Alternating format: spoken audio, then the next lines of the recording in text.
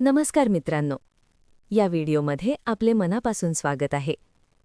जन्माआधीच्या नियोजनावरील पुस्तकांचा सारांश. जन्माआधीच आपल्या आयुष्यातील काही अनुभव ठरवले जातात, विशेषतः वेदनादायक अनुभव. ही कल्पना आपल्याला खूप आश्चर्यकारक वाटू शकते. लेखक रॉबर्ट श्वॉर्ट्झ सांगतात की त्यांनाही सुरुवातीला ही कल्पना स्वीकारणे खूप कठीण गेले होते, विशेषतः त्यांच्या स्वतःच्या आयुष्यातील खोल दुःख आणि वेदनांच्या बाबतीत. हळूहळू, टप्प्याटप्प्याने त्यांनी या कल्पनेला समजून घेतले आणि स्वीकारले. जसा त्यांचा स्वीकार वाढत गेला, तसतसे जुन्या जखमा भरून येऊ लागल्या. राग, चीड आणि नाराजी कमी झाली आणि त्याच्या जागी शांती, समाधान आणि आनंद आला. त्यांना जीवनातील एक वेगळे सौंदर्य दिसू लागले, जे त्यांना आधी कधीच दिसले नव्हते. या पुस्तकाचा उद्देश तुम्हाला जन्माआधीच्या नियोजनावर विश्वास ठेवायला भाग पाडणे हा नाही. लेखक फक्त एक शक्यता तुमच्यासमोर ठेवत आहेत. ते सांगतात, फक्त एवढाच विचार करा, जर खरंच मी जन्माआधी हा अनुभव निवडला असेल तर मी तो का निवडला असेल. हे प्रश्न विचारणेच जीवनाकडे पाहण्याची दृष्टी बदलून टाकते आणि आत्मशोधाच्या प्रवासाची सुरुवात होते. या प्रवासासाठी कोणत्याही विशिष्ट धार्मिक किंवा आध्यात्मिक श्रद्धेची गरज नाही. फक्त स्वतःची वाढ आणि शहाणपण मिळवण्याची इच्छा असली की पुरेसे आहे. या पुस्तकात 10 धाडसी लोकांच्या कथा सांगितल्या आहेत. या लोकांनी जन्माआधी कोणते अनुभव निवडले आणि का निवडले हे आपल्याला या कथांमधून समजते. लेखक जन्माआधीच्या नियोजनाची तुलना एखाद्या शिल्पकलेशी करतात. एखादे शिल्प समजून घ्यायचे असेल तर ते एका बाजूने पाहून चालत नाही. आपण त्याभोवती फिरतो, वेगवेगळ्या कोनातून पाहतो आणि प्रत्येक वेळी नवीन बारकावे दिसतात. तसेच या 10 कथा म्हणजे 10 वेगवेगळे दृष्टिकोन आहेत. या सगळ्या कथा एकत्र पाहिल्यावर आपल्याला जन्माआधीच्या नियोजनाचा अधिक सखोल आणि पूर्ण अर्थ समजू शकतो. लेखक वाचकांना विनंती करतात की या कथा मनाने वाचा, फक्त बुद्धीने नाही. कारण मनापेक्षा हृदयाकडे अधिक खोल समज असते. फक्त बौद्धिक विचार आपल्याला मर्यादेपर्यंतच नेतो. आत्मा जन्माआधी आयुष्याचे नियोजन करताना मेंदूला काय समजेल यापेक्षा हृदयात कोणत्या भावना निर्माण होतील याकडे अधिक लक्ष देतो. जीवनातील अडचणी भावना निर्माण करण्याचे खूप प्रभावी साधन असतात आणि या भावना आत्म्याला स्वतःला ओळखण्यासाठी आवश्यक असतात. या भावना फक्त मेंदूने समजून घेता येत नाहीत. खरं तर अनेक वेळा मेंदू चढथळा ठरतो. म्हणूनच जीवन हा अनेक अर्थांनी डोक्यापासून हृदयाकडे जाण्याचा प्रवास आहे. आपण अडचणींचे नियोजन करतो कारण त्या आपल्या हृदयाला उघडतात आणि आपल्याला स्वतःचे मोल ओळखायला शिकवतात. या कथा समजून घेण्यासाठी सहानुभूती खूप महत्त्वाची आहे. जशी या लोकांना अडचणी निवडण्यासाठी आणि त्या सांगण्यासाठी धैर्य लागले, तसेच आपल्यालाही त्यांच्या वेदना समजून घेण्यासाठी धैर्य लागते. लेखक मानतात की सहानुभूती ही उपचार करते आणि जर तुम्हाला उपचार हवे असतील तर हे धैर्य तुम्हाला नक्कीच फलदायी ठरेल. हा अध्याय या कथांचा आध्यात्मिक अर्थ समजून घेण्यासाठी आवश्यक असलेली पार्श्वभूमी देतो. जर आध्यात्मिक किंवा तत्त्वज्ञानाच्या संकल्पना तुम्हाला नवीन वाटल्या तर संयम ठेवा, कारण कथा वाचताना आणि त्या स्वतःच्या आयुष्याशी जोडताना त्यांचा अर्थ अधिक स्पष्ट होत जातो. हा अध्याय या लोकांच्या जीवननियोजनातील समान गोष्टीही समजावून सांगतो, ज्यामुळे वाचकाला या सगळ्या ज्ञानाचा उपयोग स्वतःच्या आयुष्यात कसा करायचा याची एक दिशा मिळते. जन्माआधी आपण केवळ अडचणीच ठरवत नाही, तर आपल्या संपूर्ण आयुष्याचे एक सूक्ष्म नियोजन करतो. आपले आईवडील कोण असतील, आपण कुठे आणि कधी जन्म घेणार, कोणत्या शाळेत शिकणार, कोणत्या घरात राहणार, कोणत्या लोकांना भेटणार आणि कोणते नाते अनुभवणार हे सगळे जन्माआधीच ठरलेले असते. म्हणूनच कधीकधी आपण एखाद्या व्यक्तीला पहिल्यांदा भेटतो आणि तरीही ती आपल्याला ओळखीची वाटते. असं वाटतं आपण यांना कुठेतरी ओळखतो.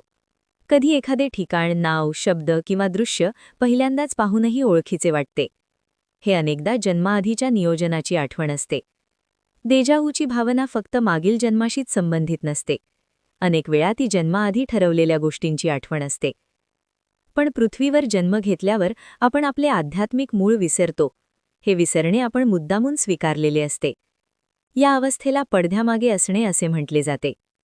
आपण हे का विसरतो? कारण खरे स्वतःला ओळखण्यासाठी विसरणे गरजेचे असते. आत्मा एका अशा जागेवरून येतो जिथे शांती, आनंद आणि प्रेम आहे, पण तिथे कोणताही विरोधाभास नाही. आणि विरोधाभास नसेल तर स्वतःला पूर्णपणे ओळखता येत नाही. फक्त प्रकाश आहे आणि अंधार कधीच नाही, तर प्रकाशाचे खरे मोल कसे कळेल? अंधार आणि प्रकाशाच्या फरकामुळेच आपण प्रकाश समजतो. पृथ्वीवर द्वैत आहे. इथे सुख आणि दुःख आहे, शांतता आणि गोंधळ आहे, प्रेम आहे आणि द्वेष आहे. या दुःखामुळे आपण आनंद अधिक खोलवर अनुभवतो. या गोंधळामुळे शांततेचे मोल समजते. द्वेषामुळे प्रेम अधिक अर्थपूर्ण वाटते. जर हे सगळे अनुभव नसते तर आपले दैवी स्वरूप आपल्यालाच कसे कळले असते? लेखक एका सुंदर उदाहरणातून हे समजावतात. कल्पना करा, तुम्ही अशा ठिकाणाहून आला आहात जिथे अतिशय सुंदर दिव्य संगीत सतत वाजत आहे.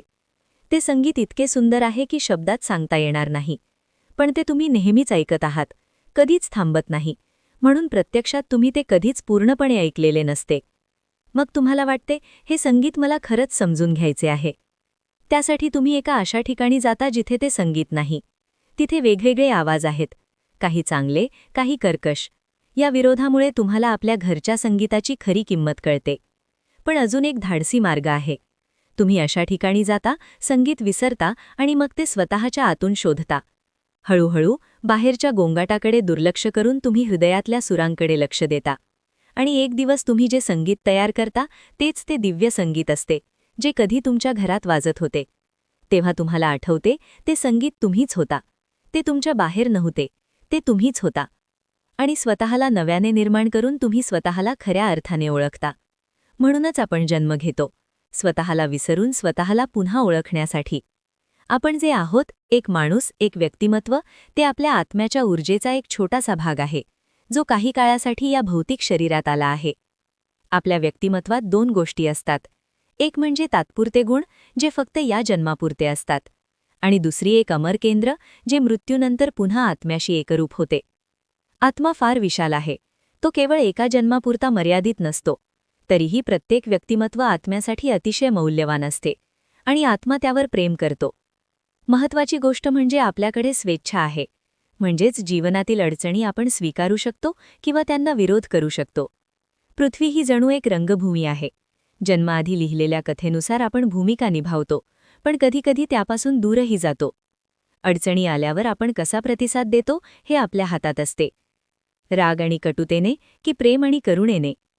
जेव्हा आपल्याला समजते की या अडचणी आपण स्वतःच नियोजित केल्या होत्या, तेव्हा योग्य निवड करणे खूप सोपे होते. आपला आत्मा आपल्याशी सतत संवाद करत असतो, भावनांद्वारे. आनंद, शांती, उत्साह या भावना सांगतात की आपण आपल्या खऱ्या स्वरूपाशी जुळत आहोत. भीती, शंका, अस्वस्थता या भावना सूचित करतात की आपण आपल्या खऱ्या आत्म्यापासून दूर जात आहोत. आपले शरीर ऊर्जेचा अतिशय संवेदनशील ग्रहणकर्ता आहे. ते आपल्याला सतत सांगत असते, आपण जे आहोत आणि जे व्यक्त करीत आहोत त्यात जुळाजुळव आहे की नाही. आपण अडचणी नियोजित करतो कारण आत्मा आधी आपण कोण नाही हे अनुभवतो, आणि मगच आपण खरे कोण आहोत हे आठवतो. याला लेखक विरुद्ध अनुभवांतून शिकणे असे म्हणतात. उदाहरणार्थ, एक अत्यंत करुणामय आत्मा जर स्वतःची करुणा खोलवर ओळखू इच्छित असेल तर तो कदाचित असंवेदनशील, विस्कळीत कुटुंबात जन्म घेईल. बाहेरून करुणा न मिळाल्यामुळे तो आत वळतो आणि स्वतःची करुणा आठवतो. अभावामुळेच मूल्य समजते. या प्रक्रियेत होणारे दुःख आत्म्याच्या दृष्टीने तात्पुरते असते, पण त्यातून मिळणारे शहाणपण कायमचे असते. आपण स्वतःला फक्त शरीर म्हणून ओळखले तर शरीराला इजा झाली की वेदना असह्य वाटतात. पण जे स्वतःला आत्मा म्हणून ओळखतात तेच दुःख कमी यातनेने अनुभवतात. अडचणी आपल्याला आपली खरी ओळख आठवायला बोलावतात. आणि ज्या घटनेने दुःख दिले तीच घटना एक दिवस ते दुःख हलके करते. हे जागरण जीवनाचे उद्देश्यही आहे आणि त्याचे मोठे वरदानही आहे. जेव्हा आपण अडचणींना सकारात्मक प्रतिसाद देतो तेव्हा आपण एक ऊर्जेचा मार्ग तयार करतो. हा मार्ग इतरांना त्यांच्या अडचणींमधून बरे होण्यासाठी मदत करतो. आपण सगळे ऊर्जेने एकमेकांशी जोडलेले आहोत. आपण स्वतःमध्ये बदल घडवतो तेव्हा जगातही बदल घडतो. जसे पाण्यात टाकलेला एका थेंब रंग संपूर्ण पाण्याचा रंग बदलतो, तसेच एक व्यक्तीही जगाची ऊर्जा बदलू शकते. आपण आनंद निर्माण केला तर इतरांसाठी आनंद सोपा होतो. आपण शांतता निर्माण केली तर युद्ध थांबण्यास मदत होते. आपण प्रेम केले तर इतरांसाठी प्रेम करणे सोपे होते. म्हणूनच आपण काय करतो यापेक्षा आपण कोण आहोत हे अधिक महत्त्वाचे आहे. कर्म म्हणजे शिक्षा नाही, ते एक तटस्थ नियम आहे, जसे गुरुत्वाकर्षण. आपण पडलो तर गुरुत्वाकर्षणाला दोष देत नाही. तसेच जीवनातील अडचणी कोणाची शिक्षा नसतात, त्या फक्त समतोल साधण्याचा प्रयत्न असतात. जे लोक समाजाच्या दृष्टीने अपयशी वाटतात, जसे व्यसनाधीन, बेघर लोक, ते आत्म्याच्या दृष्टीने मोठे कार्य करीत असू शकतात. अनेक आत्मे इतरांच्या सेवेसाठी अडचणी निवडतात. काही लोक लाईट वर्कर्स असतात, जे इतरांच्या भल्यासाठी कठीण जीवन योजना स्वीकारतात. पण शेवटी प्रत्येक जीवन योजनेच्या मुळाशी एकच गोष्ट असते: प्रेम. आपण प्रेम आहोत आणि अडचणी आपल्याला हेच आठवून देतात. आपण पृथ्वीवर येतो प्रेम विसरलेले असतो, आणि जीवनाच्या प्रवासात ते पुन्हा आठवतो. आणि जेव्हा आपण आठवतो की आपण खरे तर प्रेम आहोत, तेव्हा आपले अंतर्गत प्रकाश संपूर्ण जगासाठी उजळतो. माझ्या मते हेच आपल्या येण्याचे खरे कारण आहे. या व्हिडिओ पाहिल्याबद्दल तुमचे मनापासून धन्यवाद. जर हा व्हिडिओ तुम्हाला उपयुक्त वाटला असेल तर लाईक करा, चॅनल सबस्क्राईब करा आणि तुमचे विचार कमेंटमध्ये नक्की शेअर करा. पुन्हा भेटूया पुढील व्हिडिओमध्ये. धन्यवाद.